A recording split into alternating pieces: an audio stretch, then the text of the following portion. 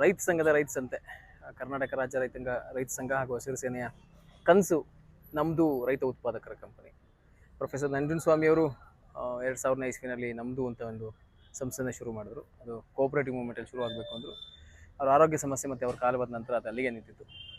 25 ವರ್ಷದ ನಂತರ ಅವ್ರ ಮಗಳಾದ ಚುಕ್ಕಿ ನಂಜುಂಡಸ್ವಾಮಿಯವರು ಮತ್ತು ಅವ್ರ ಜೊತೆ ಇದ್ದಂಥ ಬೇರೆ ಬೇರೆ ರೈತ ಸಂಘದವರೆಲ್ಲ ಅದನ್ನು ಮುಂದುವರಿಸಬೇಕು ಅಂತ ಡಿಸೈಡ್ ಮಾಡಿ ರೈತ ಸಂತೆ ಅಂತ ಶುರು ಮಾಡಿದ್ವಿ. ಯಾಕೆ ಶುರುವಾಯಿತು ಅಂದರೆ, ಅವತ್ತಿಂದನೂ ನಾವು 45 ವರ್ಷದಿಂದ ಹೋರಾಟ ಮಾಡ್ತಿರೋದು ವೈಜ್ಞಾನಿಕ ಬೆಲೆನ. ಯಾವುದೇ ಸರ್ಕಾರಕ್ಕೂ ವೈಜ್ಞಾನಿಕ ಬೆಲೆ ಕೊಡೋ ಯೋಗ್ಯತೆ ಇಲ್ಲ. ಈ ಅಯೋಗ್ಯ ಸರ್ಕಾರಗಳು ನಮ್ಮನ್ನು ತುಳುತ್ತೆ ಅಂತ ಇದೆ ಒಂದು ಅರ್ಥ ಆದಮೇಲೆ ನಾವು ನೇರ ಮಾರುಕಟ್ಟೆ ಮಾಡ್ತೀವಿ ಅನ್ನೋ ಒಂದು ಸಂಕಲ್ಪ ಇಟ್ಕೊಂಡು ಮಾಡಿದ್ದೀವಿ. ಇಲ್ಲಿ C2+50 ರೈತನಿಗೆ ನ್ಯಾಯಯುತವಾದ ವೈಜ್ಞಾನಿಕ ಬೆಲೆಯನ್ನು ಕೊಡಿಸ್ತಾ ಇದ್ದೀವಿ. ಎರಡನೇದು, ರೈತನೇ ತಾನು ಬೆಳೆದಿರೋದನ್ನು ನೇರವಾಗಿ ತಂದು ಮಾರಬೇಕು. ಇಲ್ಲಿ ಯಾವುದೇ ಮಧ್ಯವರ್ತಿ ಇರೋದಿಲ್ಲ.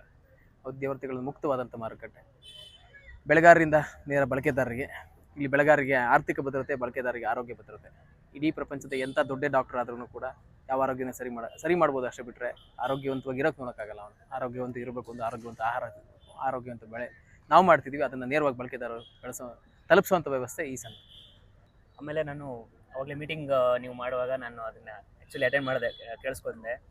ನಿಮಗೆ ಒಂದು ಕಾನ್ಸೆಪ್ಟ್ ನನಗೆ ಇಷ್ಟ ಆಗಿದೆ ಏನು ಅಂತಂದರೆ, ಯಾರು ಬೆಳೀತಾರೋ ಅವರೇ ಬಂದು ಇಲ್ಲಿ ಸೇಲ್ ಮಾಡಬೇಕು ಅನ್ನೋದು ಕಾನ್ಸೆಪ್ಟ್ ತುಂಬ ಇಷ್ಟ ಆಯಿತು. ಯಾಕೆ ಅಂತಂದರೆ ಈಗ ನಾವು ಬೇರೆಯವ್ರ ಜೊತೆ ತೊಗೊಂಡ್ರು ಅಲ್ಲಿಗೆ ಅವ್ರು ಮಧ್ಯವರ್ತಿ ಥರನೇ ಆದರು. ಹೌದು ಅಲ್ವಾ? ಸೊ ಆ ಕಾನ್ಸೆಪ್ಟ್ ನಮಗೆ ತುಂಬ ಇಷ್ಟ ಆಯಿತು. ಸೊ ನಮಗೆ ಆ್ಯಕ್ಚುಲಿ ನಾವು ಅಗ್ರಿಕಲ್ಚರ್ ಬ್ಯಾಕ್ಗ್ರೌಂಡಿಂದ ಇರೋದ್ರಿಂದ ನಂದು ಒಂದು ಇನ್ಸ್ಟಾಗ್ರಾಮಲ್ಲಿ ಇದು ಫೇಮಸ್, ಅಂದರೆ ಸ್ವಲ್ಪ ವೈರಲ್ ಆಗಿತ್ತು ವಿಡಿಯೋ. ಇದನ್ನ ನೋಡಿ ನಾವು ವಿಸಿಟ್ ಮಾಡಲೇಬೇಕು ಅಂತ ಹುಡ್ಕೊಂಡು ಬಂದ್ವಿ. ಸೊ ಹಂಗಾಗಿ ಸ್ವಲ್ಪ ಲೇಟ್ ಆಯ್ತು ಅಷ್ಟೇ ಬಂದಿದ್ದು. ಸುಮಾರು ಜಾಸ್ತಿ ಜನ ಬಂದಷ್ಟು ನಮ್ಗೆ ಅನುಕೂಲ, ಬಳಕೆದಾರರಿಗೆ ಜಾಸ್ತಿ ತಲುಪುತ್ತೆ. ಬೆಂಗಳೂರಿನ ಎಲ್ಲ ಜನತೆಗೂ ತಲುಪಿಸಬೇಕು ಅನ್ನೋ ಉದ್ದೇಶ. ಮುಂದಿನ ದಿನಗಳಲ್ಲಿ ಬೇರೆ ಬೇರೆ ಬಡಾವಣೆಗಳಲ್ಲಿ ಇದನ್ನು ಮಾಡೋಕ್ಕೆ ತಯಾರಾಗ್ತಾ ಇದೀವಿ. ಈ ಸಂತೆನ ಎಲ್ಲ ಬಡಾವಣೆಗಳಲ್ಲಿ ಮಾಡ್ತೀವಿ. ಇನ್ನು ಹೆಚ್ಚು ರೈತರನ್ನ ಇದರೊಳಗಡೆ ಕರ್ಕೊಂಡ್ಬರ್ತೀವಿ. ಯಾರು ವಿಷಮುಕ್ತವಾಗಿ ಆಹಾರವನ್ನು ಬೆಳೀತಾರೆ ಅವರು ಆರ್ಥಿಕವಾಗಿ ಸದೃಢರಾಗ್ತಾರೆ ಮತ್ತು ಆರೋಗ್ಯವಂತ ಭಾರತವನ್ನು ಕಟ್ಟಲಿಕ್ಕೆ ನಾವು ಕೆಲಸ ಮಾಡ್ತೀವಿ ಅನ್ನೋದು ನಮ್ಮ ಉದ್ದೇಶ. ಮತ್ತು ಇವಾಗ ಸ್ವಲ್ಪ ಯಂಗ್ಸ್ಟರ್ಸ್ ಇವಾಗ ಸ್ವಲ್ಪ ಅಗ್ರಿಕಲ್ಚರ್ ಕಡೆನೂ ಸ್ವಲ್ಪ ಗಮನ ಕೊಡ್ತಾ ಇದ್ದಾರೆ. ಸೊ ಅವರಿಗೆ ಏನು ಹೇಳಕ್ಕೆ ಇಷ್ಟಪಡ್ತೀರಾ? ಮಾಡೋದಾದ್ರೆ ಸಂಪೂರ್ಣವಾಗಿ ಮಾಡಿ. ನನಗೇನೋ ಒಂದು ರೆವಿನ್ಯೂ ಬರ್ತಿದೆ, ಅದ್ರ ಜೊತೆ ಅಗ್ರಿಕಲ್ಚರ್ ಮಾಡ್ತೀನಿ, ಎರಡು ನೀರು ಕಾಲಿಟ್ಬೇಡಿ. ಸಂಪೂರ್ಣವಾಗಿ ಮಾಡೋದಾದರೆ ವಿಷಮುಕ್ತವಾಗಿ ಮಾಡುವಂಥದ್ದೇ ಪರಿಹಾರ. ನೀವು ಅಗ್ರಿಕಲ್ಚರ್ ಅಂದ ತಕ್ಷಣಕ್ಕೆ ತುಂಬ ಪ್ಯಾಷನೇಟ್ ಆಗಿ ದಾಳಿಂಬೆ ಮಾಡಿದೆ, ಒಂದು ದಾಳಿಂಬೆ ಗಿಡಕ್ಕೆ 5,000 ಖರ್ಚು ಮಾಡಿದೆ, ಅದಕ್ಕೆ ಇಷ್ಟು 8,000 ಬಂತು, 9,000 ಬಂತು, ಎಷ್ಟು ವರ್ಷ ಬಂತು, 2ನೇ ವರ್ಷಕ್ಕೆ ಏನಾಯಿತು? ನೀವು 5,000 ಖರ್ಚು ಮಾಡಿದ್ದು ಯಾರಿಗೋಸ್ಕರ ಖರ್ಚು ಮಾಡಿದ್ರಿ? ಗಿಡ ತಂದಿರುವಂಥ ಕಂಪನಿಯಿಂದಲ್ಲ, ನಿಮ್ಮ ಊರೊಂದಲ್ಲ, ನಿಮ್ಮ ದೇಶದ ಒಂದಲ್ಲ. ಅದಕ್ಕೆ ಹಾಕೋ ವಿಷವನ್ನು ತರುವಂಥ ನಿಮ್ಮ ಊರದ ಒಂದಲ್ಲ, ನಿಮ್ಮ ದೇಶದಲ್ಲ. ಯಾವುದೋ ದೇಶದ ಆರ್ಥಿಕತೆಗೆ ನೀವು ಕೆಲಸ ಮಾಡ್ತಿರ್ತೀರಿ. ನೀವು ತರ್ತಿರುವಂಥ DAP ತೆಗೆದು ನೋಡಿ ಯಾವ ದೇಶದಿಂದ ಬರ್ತಿದೆ ಅಂತ. ನೀವು ಬಳಸ್ತಿರುವಂಥ ಯೂರಿಯಾ ತೆಗೆದು ನೋಡಿ ಯಾವ ದೇಶದಿಂದ ಬರ್ತಿದೆ ಅಂತ. ಸೊ ರೈತ ಮಾಡ್ತಿರುವಂಥ ಕೃಷಿ ನಮ್ಮಲ್ಲಿ ಉಳಿಬೇಕು. ಒಂದು ಹಣ, ಒಂದು ಖರ್ಚು ಮಾಡಿದ ಹಣ ಆಗುವಾಗ ಅದಷ್ಟೇ ನಮ್ಮದು ಸದೃಢವಾಗಿ ಸಾಧ್ಯ. ನನ್ನ ಹಣವನ್ನೆಲ್ಲ ವಿದೇಶಗಳಿಗೆ ಹೋಗಿ ಬಿಟ್ಬಿಟ್ಟು ನನಗೆ ಇಲ್ಲಿ ಬೆಲೆ ಸಿಗ್ತಿಲ್ಲ ಅಂತ ಕೂತ್ಕೊಂಡ್ರೆ ಮೂರ್ಖತನ. ನೀವು ನೇರವಾದ ಮಾರುಕಟ್ಟೆ ಮಾಡಲಿಕ್ಕೆ ಅವಕಾಶ ಆಗ್ತದೆ. ವಿಷಮುಕ್ತವಾದಂಥ ಭೂಮಿ ಮಾಡಬೇಕು. ವಿಷಮುಕ್ತ ಭೂಮಿಯಿಂದ ವಿಷಮುಕ್ತ ಆಹಾರ, ವಿಷಮುಕ್ತ ಆಹಾರದಿಂದ ಮಾತ್ರ ಆರೋಗ್ಯವಂತ ಭಾರತ ಕಟ್ಟಕ್ಕೆ ಸಾಧ್ಯ. ಅದನ್ನ ಮಾಡೋದಕ್ಕೆ ನೀವೆಲ್ಲ ಬನ್ನಿ. ನಾವು ನಿಮಗೆ ಬೇಕಾಗಿರೋ ತರಬೇತಿಗಳನ್ನ ಕೊಡ್ತೀವಿ, ಕ್ರಾಪ್ ಪ್ಲಾನಿಂಗ್ ಕೊಡ್ತೀವಿ. ವಲಯದಲ್ಲಿ ಏನಿದೆ ಅನುಕೂಲವಾಗುತ್ತೆ ಆ ಬೆಳೆಗಳಿಗೆ ಬೆಳೆಯೋದಕ್ಕೆ, ಅಲ್ಲಿರೋ ವಾತಾವರಣಕ್ಕೆ ಅನುಕೂಲ ಆಗುತ್ತೆ, ಯಾವ್ಯಾವ ರೀತಿಯ ಬೆಳೆಗಳನ್ನ ಮಾಡಬೇಕು ಅನ್ನೋದ್ರ ಬಗ್ಗೆ ತರಬೇತಿಗಳಾಗುತ್ತೆ. ಬರೋವಂಥ ಆಸಕ್ತರಿಗೆ ಯಾವಾಗಲೂ ವೆಲ್ಕಮ್.